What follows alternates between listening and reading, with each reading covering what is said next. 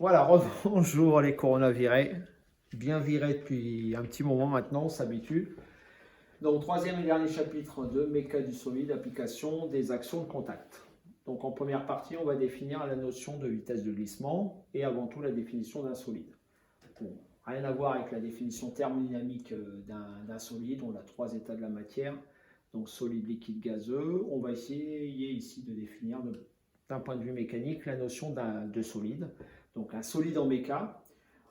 En fait, même sous l'action de force colossale, en fait, les différents points du solide auront des positions fixes au cours du temps. C'est pour ça que, en fait, la vitesse relative de tout point d'un solide par rapport à un autre point du solide va rester fixe. Tous les points seront liés aux autres de manière fixe, et donc tous les points d'un solide n'ont pas de mouvement relatif par rapport aux autres points de ce solide. Ce qui fait qu'on va pouvoir établir une formule très importante qui est la formule de Varignon. Et vous allez voir que par utilisation de cette formule de Varignon, on va s'apercevoir qu'en fait, quand on va étudier un solide, ce sera beaucoup plus simple qu'un système de points matériels où je dois connaître la vitesse de tous les points. Là, pour un solide, on va voir que si je connais la vitesse d'un point, du solide, je connais la vitesse de tous les points d'un solide. Donc, si on définit ici un référentiel absolu, et puis un solide S quelconque, prenons un point du solide, le point P, qui n'est pas forcément le centre de gravité du solide. Ici, je prends un référentiel RS lié au solide. Je veux déterminer la vitesse d'un point M d'un solide. Si on applique les formules de composition des vitesses, on peut dire que la vitesse de M dans le référentiel absolu, vitesse d'entraînement plus vitesse relative. Mais on vient de dire qu'en fait, il n'y a pas de mouvement relatif d'un point du solide par rapport à n'importe quel autre point du solide. Il n'y a que de la vitesse d'entraînement. Donc la vitesse d'entraînement, on reprend les formules de composition des vitesses, on a vu que c'est en fait la vitesse du centre du référentiel mobile, donc ici vitesse de P dans R, plus oméga vectoriel PM. Voilà cette formule de Varignon, qu'on pourrait définir sous la forme, pour ceux qui se rappellent un petit peu des formules ou du départ de SI, on s'aperçoit qu'en fait, ici, on a un torseur, qui est le torseur cinématique. En fait, la vitesse de M dans R, c'est la vitesse de P dans R, plus oméga vectoriel PM. Voilà. Si on connaît la vitesse d'un point du solide, je suis capable de déterminer la vitesse de tous les points du solide. Donc ça, on la retient, très important. Formule de Varignon, vitesse de M dans R, c'est vitesse de P dans R plus oméga vectoriel PM. Petit 3, à partir de là, on peut définir la vitesse de glissement. Donc supposons que l'on ait un solide S, ici en contact avec un solide sigma. Donc, le point coïncident à l'instant T, ici, donc on a un point qui à la fois appartient à S et à sigma, et on pourra le définir comme le point coïncident, le point grand I.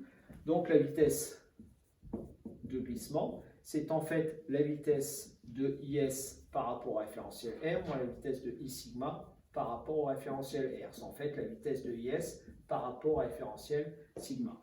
Bon, bien souvent, admettons si le solide sigma c'est une table, bien souvent cette vitesse-là sera nulle.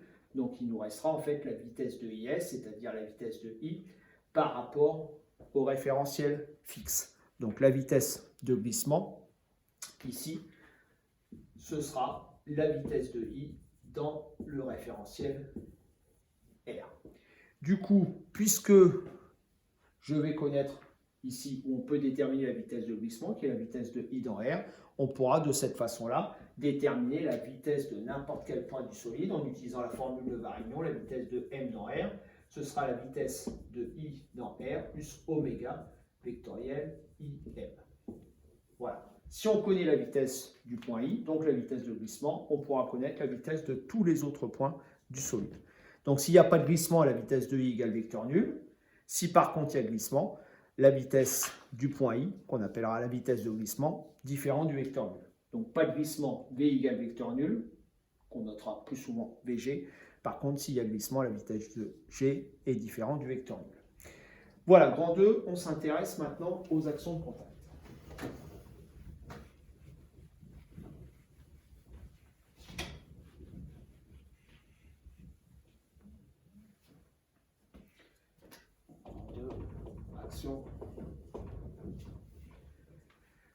De contact. Donc je remets le cas, mettons, de la table, sigma, ici. de l'objet S.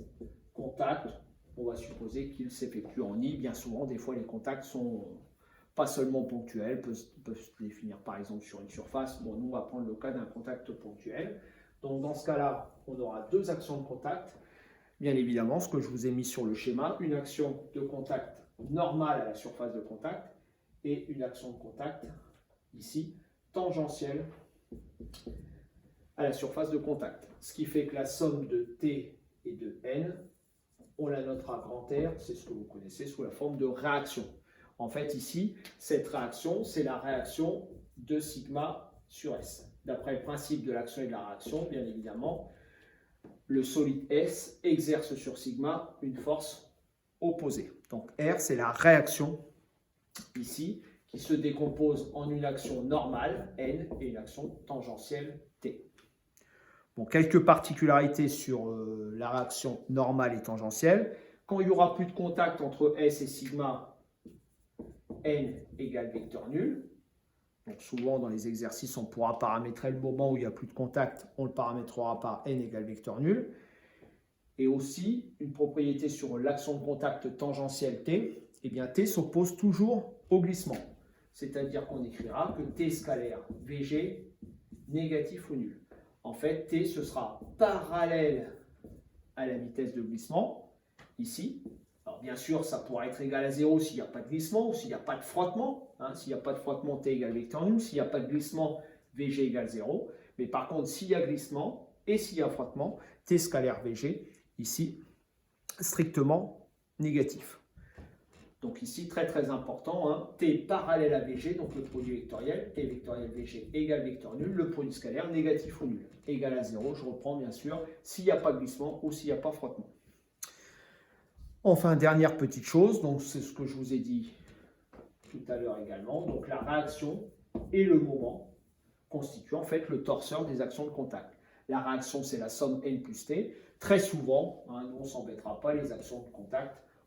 Ici, on aura très simplement un point de contact unique. On aura rarement le cas des actions de contact qui vont se définir sur une surface de contact. On supposera que le contact est ponctuel, par exemple au point I. Et donc, ici, on a un nouveau torseur, le torseur des actions de contact. On a vu le torseur cinématique tout à l'heure, avec R, la résultante des actions de contact, N plus T, et M, le moment des actions de contact. On aura le moment de T et le moment de N. Grand 3, les lois de Coulomb.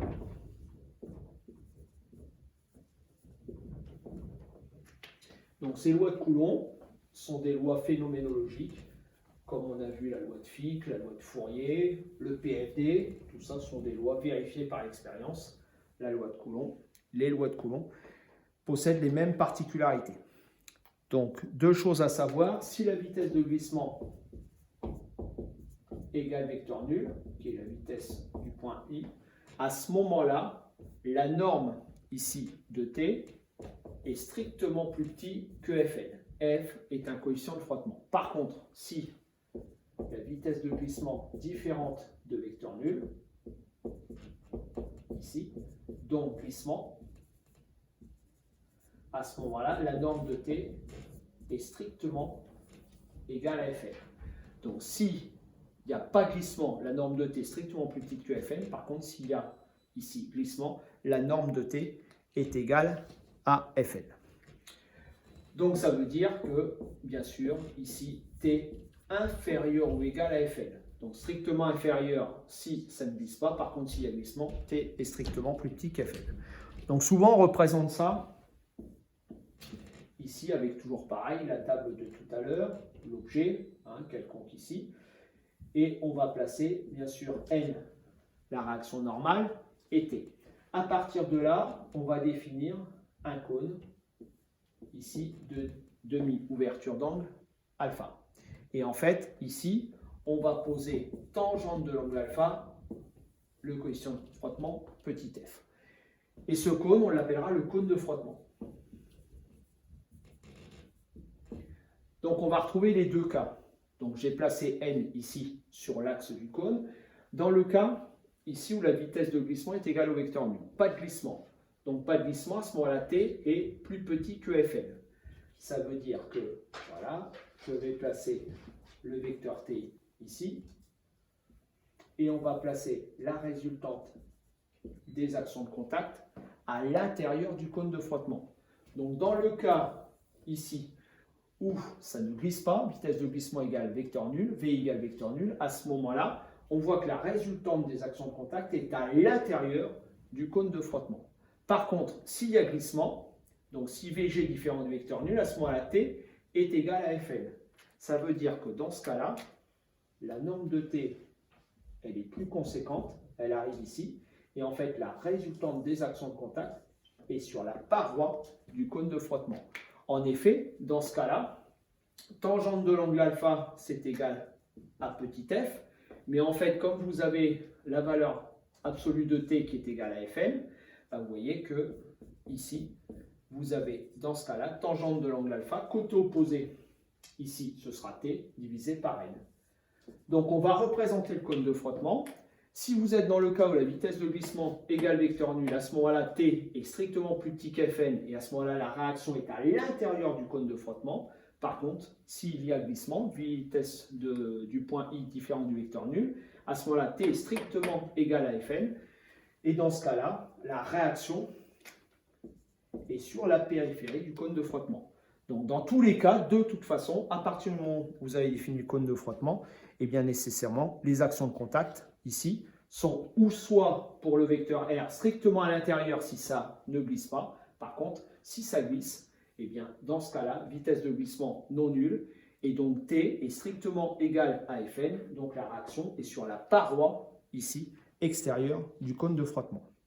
Bon, une petite chose aussi à remarquer, c'est qu'attention, il y a une différence entre le coefficient de frottement statique et cinétique.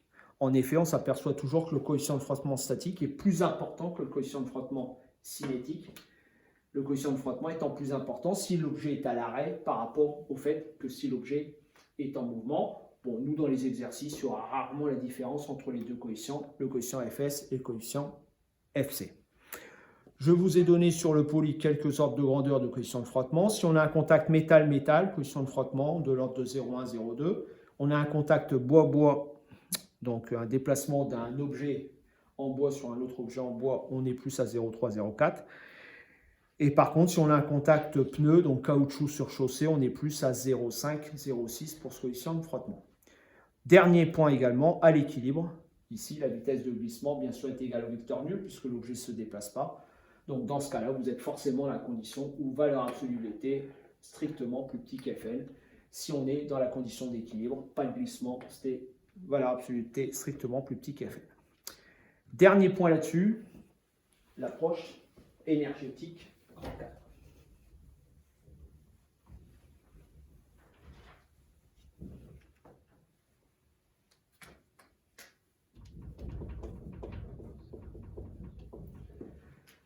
Voilà, dernière chose qu'on va essayer de voir ici. Définissons la puissance des actions de contact. Je reprends le cas ici de la table de l'objet S en contact avec le point I qui coïncide avec un point I sigma IS. Donc les actions de contact, on va avoir bien sûr la réaction R ici. Donc je vous rappelle que la puissance, c'est le produit de la force multiplié par la vitesse. Donc on aura la puissance ici exercée par la réaction R ici. Donc ça nous fera R scalaire ici, la vitesse du point IS dans le référentiel absolu. Mais n'oublions pas également, bien évidemment, que si on a une action de sigma sur S, S exerce une action sur sigma.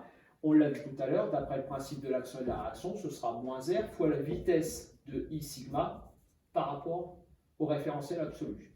Donc ça nous fait R scalaire, la vitesse de IS par rapport à R, moins la vitesse de I sigma par rapport à R. La vitesse de IS par rapport à R, moins la vitesse de I sigma par rapport à R, c'est la vitesse de glissement. Donc ça nous fait R scalaire, la vitesse de glissement. La réaction, je la décompose en réaction tangentielle, réaction normale.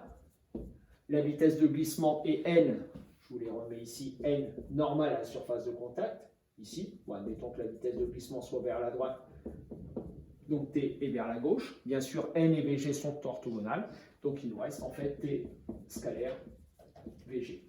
On a montré tout à l'heure que T scalaire VG, négatif ou nul. Donc la puissance d'action de contact est toujours négatif ou nul. Dans quel cas la puissance d'action de contact sera nulle? Eh bien, ce sera possible quand T égale vecteur nul, c'est-à-dire pas de frottement.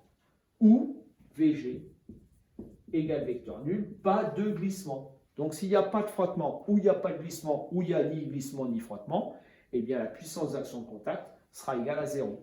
Donc dans ce cas-là, quand vous avez une utilisation ou non de la conservation de l'énergie mécanique, si vous avez des forces conservatives ou comme ici, la puissance d'action de contact, donc le travail d'action de contact, on va le voir par rapport à la puissance qui est égale à 0, je pourrais me servir d'une conservation de l'énergie mécanique. Donc dans quel cas les actions de contact ne travaillent pas, n'ont pas de puissance, pas de frottement, ou pas de glissement, ou ni l'un ni l'autre. Bien évidemment, si de la puissance vous voulez exprimer par exemple le travail des actions de contact, il faudra intégrer cette relation-là, mettons entre 0 et t, ici, de t scalaire VG dt. Ce travail sera toujours négatif ou nul, ce sera toujours un travail résistant. Il faudra exprimer ici les actions de contact tangentielles, souvent par l'utilisation d'un PFD, la vitesse de glissement. La vitesse de glissement, eh bien, on utilisera la formule de Varignon en reliant par exemple, puisque la vitesse de glissement c'est la vitesse du point I, ou repasser très souvent par le centre de gravité et exprimer la vitesse du point I en vitesse par rapport à la vitesse de C en utilisant souvent la formule de Varignon et on établira le travail des actions de contact. Donc point très important, puissance de l'action de contact, T scalaire VG, négatif ou nul, égal à 0 s'il n'y a pas de frottement ou s'il n'y a pas de glissement. Dans tous les autres cas, la puissance de l'action de contact, ce sera strictement négatif, travail résistant. Voilà.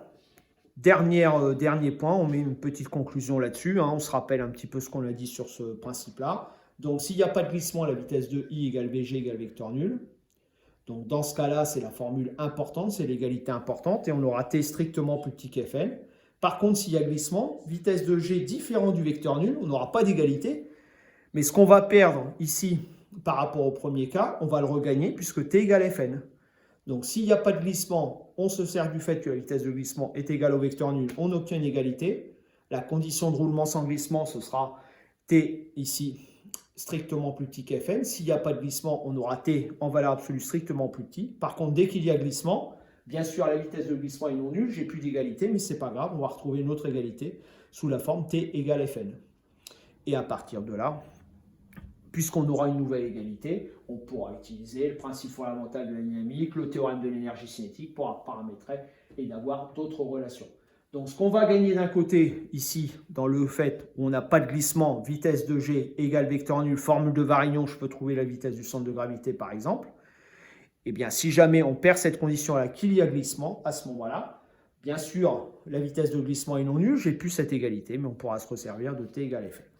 Dernière partie, on va essayer de voir deux applications de tout ça, donc dans le cas du fonctionnement d'un véhicule à 4 roues.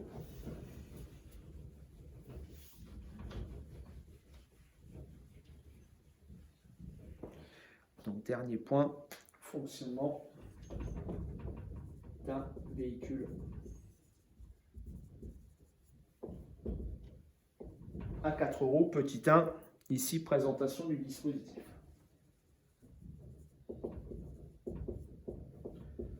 Voilà.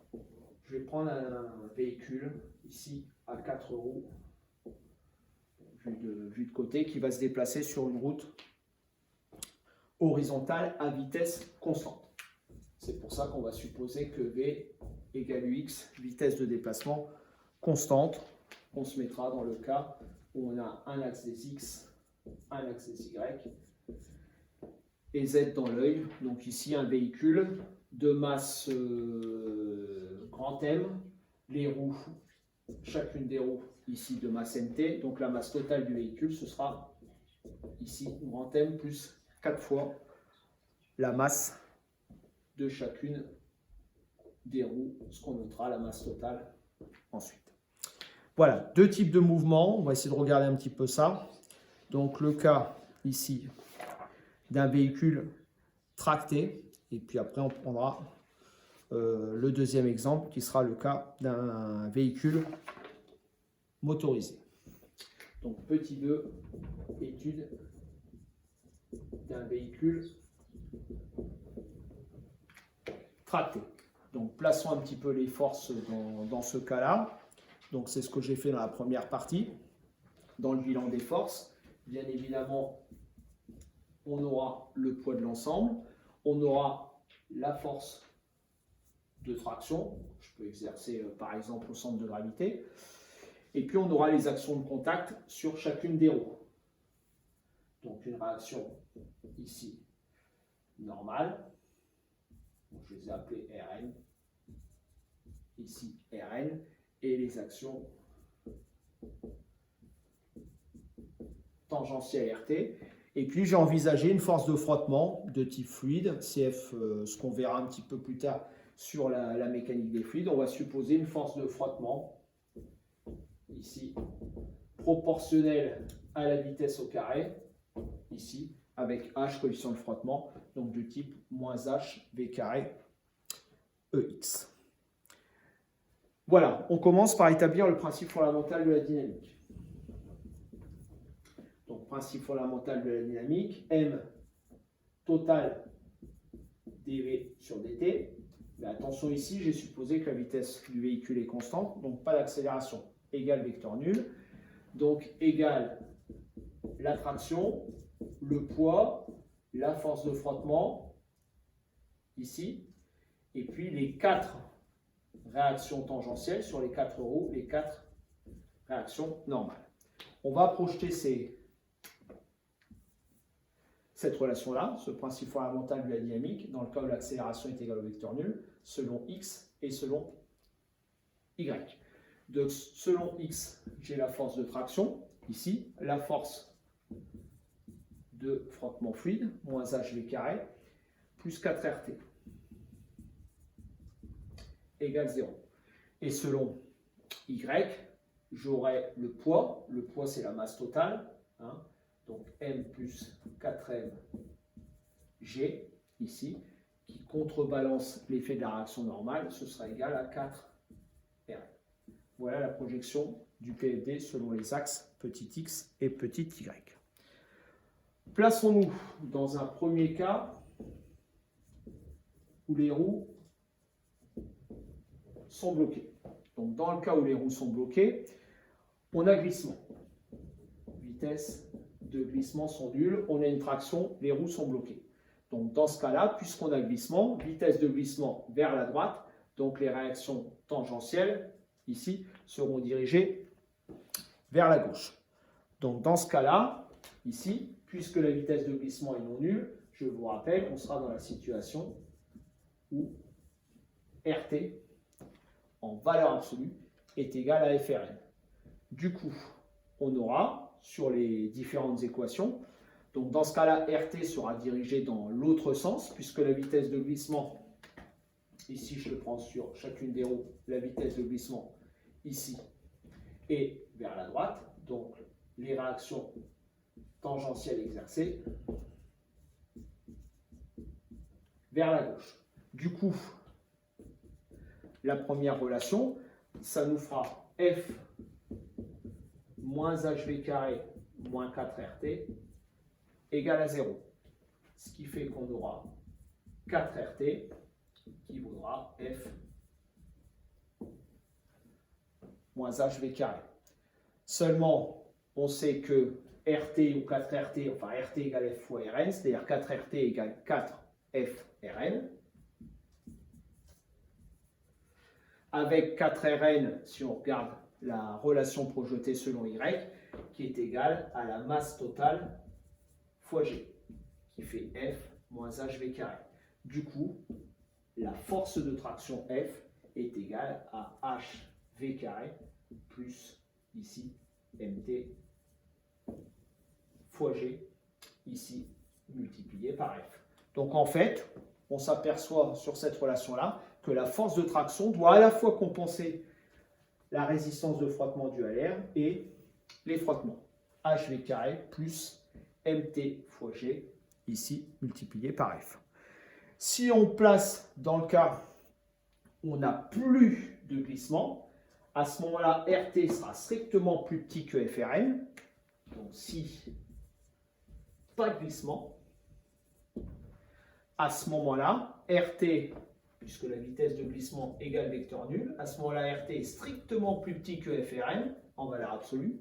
Et dans ce cas-là, la force sera plus petite que HV carré plus MTG sur F.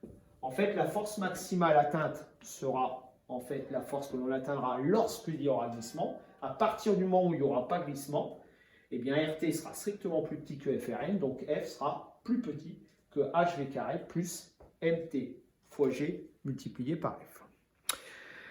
Bon, regardons maintenant dans le cas où les roues sont non bloquées, appliquons le théorème du moment cinétique.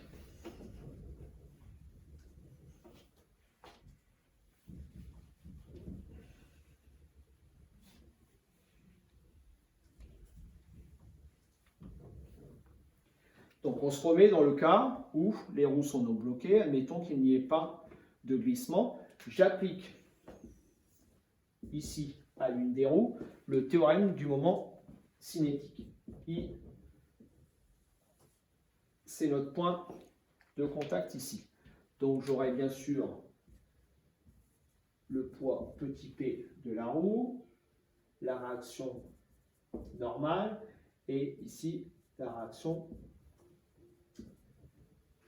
tangentielle. Si j'applique le théorème du moment cinétique ici à la roue, on va se retrouver avec la dérivée du moment cinétique. Donc ça sera le moment d'inertie de la roue ici par rapport à C, θ point EZ. Je vous rappelle qu'on a X, Y et Z comme ceci, égale somme des moments des forces ici par rapport à C. Donc on aura le moment du poids par rapport à C, le moment de la réaction normale par rapport à C et le moment de la réaction tangentielle par rapport à C. Le moment du poids ici de la roue, je vous rappelle que le moment d'une force, c'est toujours, si la force s'applique en un point M, ici par rapport à C, ce sera toujours Cm vectoriel la force. Comme le poids s'exerce en C, ça nous fait Cc vectoriel P, ça dégage. Le moment de la réaction normale, ici, s'applique en I, ça fait Ci vectoriel Rn. Donc, les deux, Ci et Rn étant parallèles, ça dégage. Il ne nous reste plus que le moment de RT. Donc, le moment de RT par rapport à C, ce sera Ci vectoriel RT.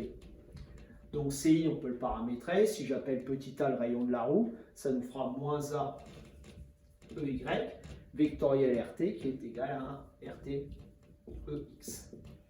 EY vectoriel EX, ici, ça nous fait moins EZ, ça nous fait ART EZ. Seulement la vitesse du véhicule est constante, la vitesse V elle est constante, c'est Rθ point. Donc forcément, θ point étant constante, θ point est nul. Du coup, le moment d'inertie par rapport à C fois θ point EZ est égal au vecteur nul. Petit a étant non nul, c'est la dimension de la roue, ça nous fait RT égale à 0. Du coup, si RT égale à 0, on voit, grâce à l'application du PFD, que dans ce cas-là, F égale à HV carré. En fait, si on applique le théorème du moment cinétique, à partir du moment où les roues ne sont plus bloquées, on s'aperçoit qu'en fait, RT est égal à 0, F égale à HV carré, c'est-à-dire que F, la force de traction, compense exactement les forces de frottement. Jetons un petit coup d'œil si jamais les roues sont mal gonflées ou le sol est mou. Dans ce cas-là, on aura un petit décalage, vous allez voir, entre le point de contact, ici, qui ne sera pas tout à fait à la verticale de la roue. Donc regardons le cas, petit e, ce que je vous ai mis, le cas des roues déformées.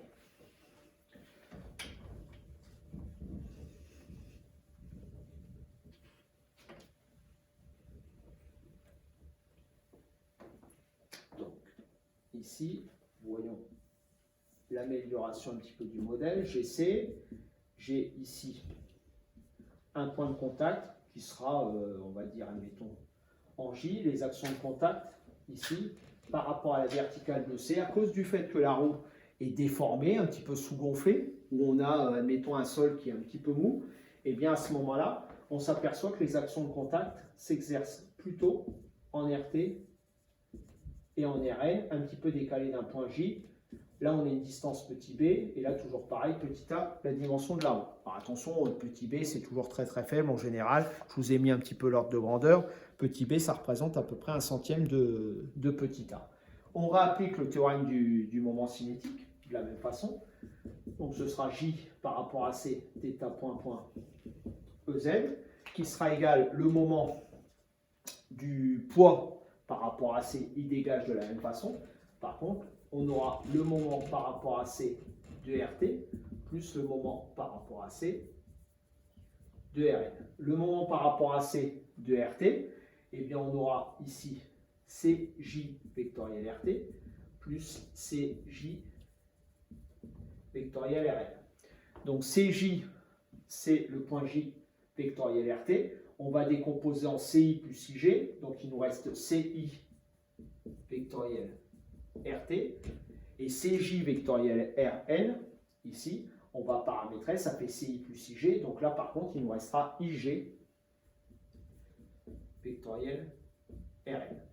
Donc CI, comme tout à l'heure, on le paramètre, ça nous fait moins A EY, RT, EX, IJ, ce sera petit b EX, vectoriel Rn qui fera un Rn EY.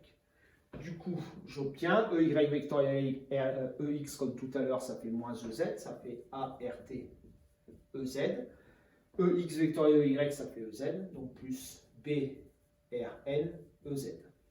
Donc finalement, puisque je vous rappelle que toujours pareil, la vitesse étant constante, θ point point est égal au vecteur nul, donc j'obtiens ici que RT, c'est moins B sur A, Rn.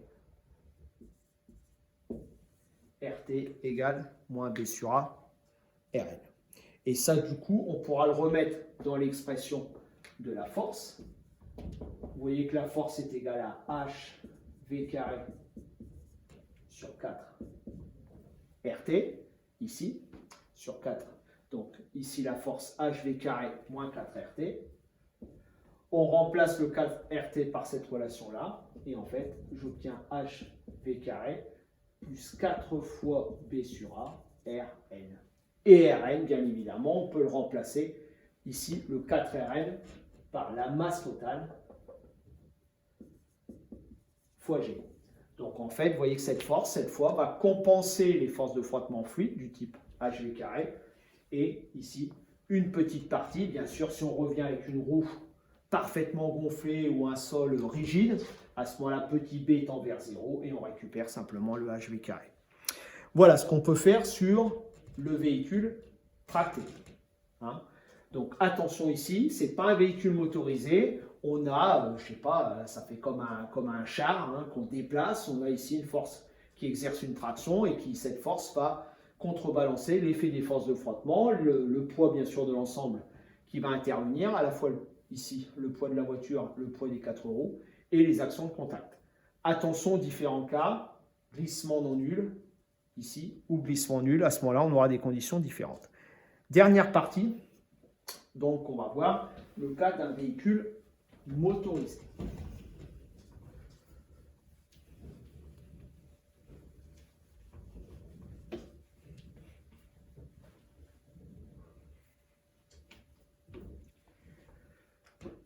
Petit 3, par exemple, véhicule motorisé. Donc là, on repart sur l'exemple de tout à l'heure.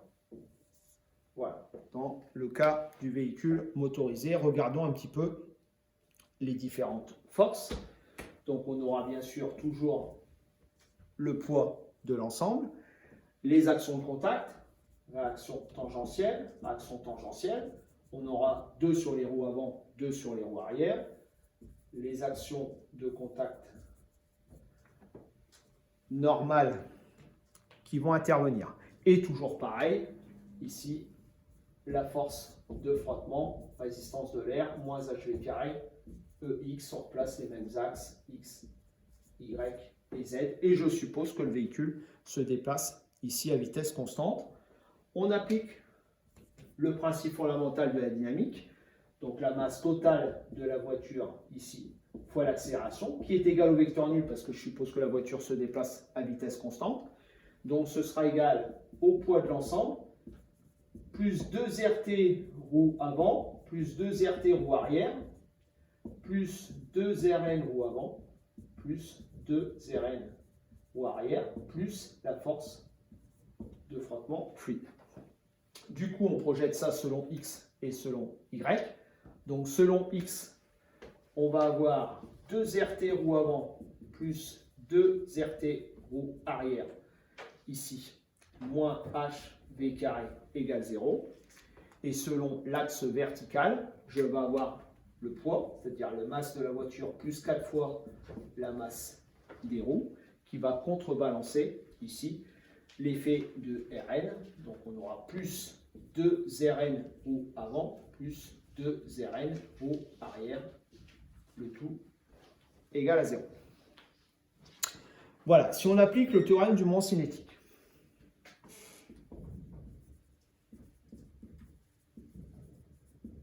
Théorème du moment cinétique qu'on va appliquer aux roues avant, aux roues arrière. Je vais supposer qu'on ait un couple moteur, gamma, pour l'instant, uniquement sur les roues avant.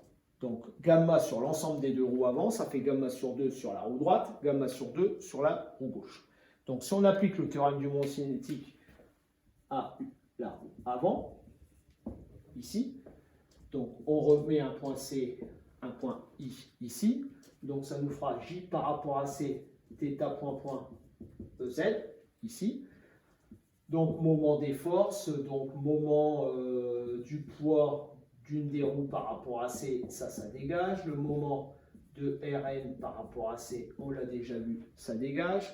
Il nous restera le moment ici de RT par rapport à C, ici, plus donc le couple moteur ici va entraîner bien sûr un déplacement des roues dans ce sens-là, avec l'axe Z qu'on a placé là-bas. Vous voyez, règle du tire-bouchon, on est dans le sens opposé de Z, donc ça nous fera moins gamma sur 2, puisqu'on est sur une des roues avant, moins gamma sur 2, EZ.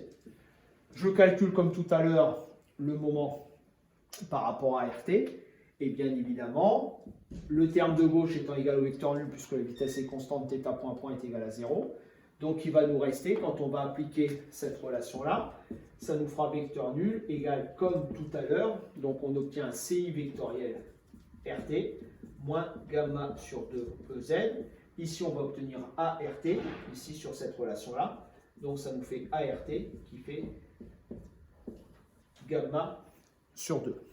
Voilà la relation qu'on va obtenir sur cette relation-là.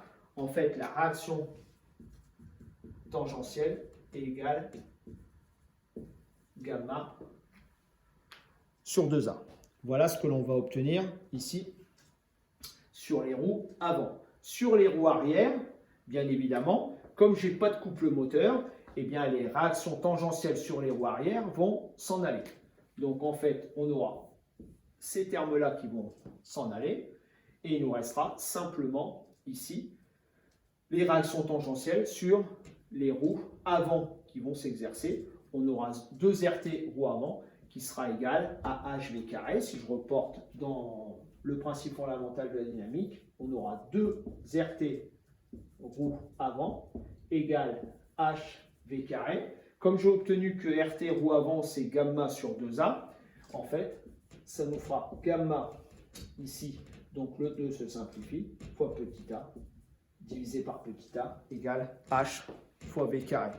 Voilà la relation qu'on va obtenir. En fait, on aura HV carré qui sera le couple moteur sur les roues avant, divisé par le rayon des roues avant.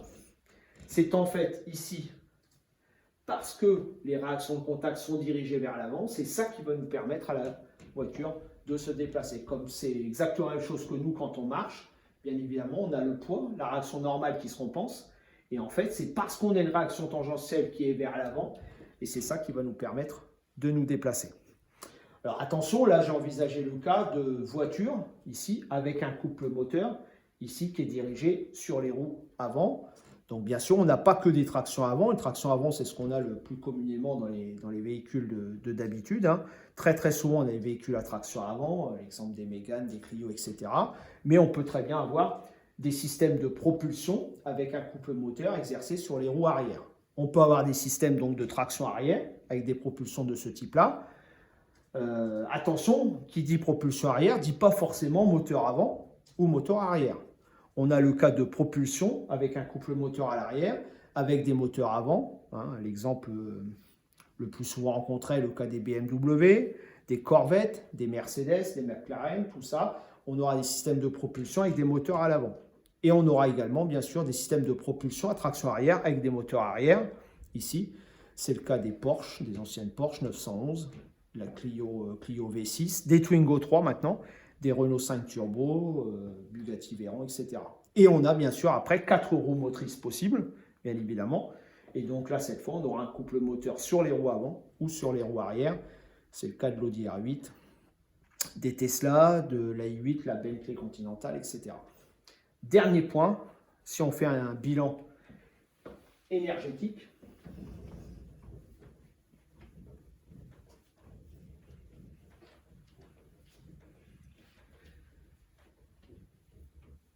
donc si on fait un bilan énergétique, ici, la puissance des actions de contact,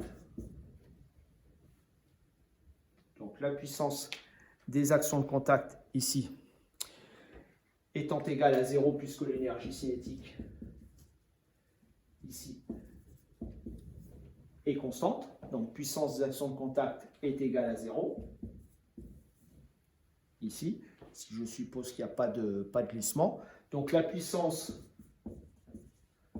ici exercée par le moteur, ici, comme la force ici auquel on doit lutter, c'est la force de frottement du type HV carré. En fait, la puissance du moteur qu'on doit fournir, ce sera ici en norme HV carré, puisque la puissance, c'est le produit de la force multiplié par la vitesse. Ça nous fait HV au cube. Comme on a vu tout à l'heure que le produit ici HV carré, c'est gamma sur A, ça nous fait aussi gamma sur A fois V. Donc puissance d'action de contact sera nulle, puisque l'énergie cinétique est constante, conservation de la vitesse. Donc les actions de contact ici ne travailleront pas pour préserver une vitesse constante. Donc puissance d'action de contact égale à 0. La puissance du moteur, ce sera HV cube. En fait, sur une route horizontale, le moteur devra compenser ici la perte due à la résistance de l'air. Bien sûr, si la route s'élève, bien évidemment, la puissance de moteur devra à la fois contrebalancer la puissance ici des actions de pesanteur, la puissance du haut poids, bien évidemment, et en plus de ces actions de contact. Mais par contre, si la roue est parfaitement horizontale, à ce moment-là, la puissance du moteur doit simplement en fait compenser ici la puissance des forces de frottement dues à l'air. Voilà un petit peu ce que l'on peut dire sur ce chapitre-là. Donc, première partie très très importante sur les actions de contact. On verra pas mal d'exercices là-dessus. Donc, revoyez bien la notion de vitesse de glissement, hein, qui est très très importante. C'est la vitesse du point de contact, la vitesse de I par rapport à R. Ici, formule de Varignon, qui est très très importante, qui vous permet d'avoir la vitesse d'un point d'un solide par rapport à la vitesse des autres points du solide. Donc, vitesse de M dans R, on l'apprend, c'est la vitesse de P dans R plus oméga vectoriel PM. Bon, les actions de contact, très important. Une action tangentielle, une action normale, qui vous permet d'avoir la réaction, ici. Les caractéristiques de ces deux forces, s'il n'y a plus contact, si n égale vecteur nul, et les lois de Coulomb, qui sont des lois phénoménologiques déduites de l'expérience. Donc si la vitesse de glissement égale vecteur nul, t est strictement plus petit qu'Fn. Si la vitesse de glissement est non nulle, t égale Fn. F, coefficient de frottement. On retient également la puissance d'action de contact. Donc directement, ce sera t scalaire Vg. Elle sera négative ou nulle. Elle sera égale à 0 si jamais il n'y a pas de frottement ou s'il n'y a pas de glissement. Par contre, en général, elle sera strictement négative. De toute façon, ces actions de contact seront toujours des forces résistantes. Et en dernière partie, l'application, c'est un petit peu la réforme du nouveau programme depuis 2015 qui nous a imposé de regarder un petit peu ces deux exemples-là. Donc le cas d'un fonctionnement d'un véhicule à roues, le véhicule tracté, donc pas motorisé. Donc la force responsable du déplacement, c'est la force de traction. On maintient une vitesse constante, ici. Donc roue bloquée, bien évidemment, les réactions tangentielles sont vers l'arrière puisque la vitesse de glissement est vers l'avant. À partir de là, vous établissez l'expression de la force F de traction qui sera inférieure ou égale à une certaine grandeur qui atteindra une valeur maximale ici lorsqu'il y a glissement ici. Et enfin, dans le dernier cas, le cas de la voiture motorisée. Donc, dans la voiture motorisée, en fait, on a un couple moteur. J'ai supposé là un couple moteur sur les roues avant, en répartissant gamma sur 2 sur la roue avant droite, gamma sur 2 sur la roue avant gauche. Pareil, on fait PFD, on applique le théorème du moment cinétique, on concilie les deux pour montrer qu'en fait, ici, la force HV carré compense exactement le couple moteur divisé par petit a. Et puis sur une étude énergétique, on peut montrer que sur une route horizontale, la puissance du moteur doit exactement contrebalancer l'effet de la puissance des forces de frottement, c'est-à-dire HV carré fois V, c'est-à-dire HV cube, ou gamma V sur petit a. Voilà, on a terminé la mécanique du solide. Demain, on entame un premier chapitre de mécanique des fluides sur la cinématique des fluides. Voilà le programme de cette semaine. Donc consacré, vous allez voir, je vous ai mis pas mal d'exercices là-dessus, d'analyse documentaire sur ce chapitre d'application de la mécanique du solide. Et puis un petit chapitre qui va nous permettre d'introduire la mécanique des fluides, les exos et les applications de mécanique des fluides. On verra ça la semaine prochaine.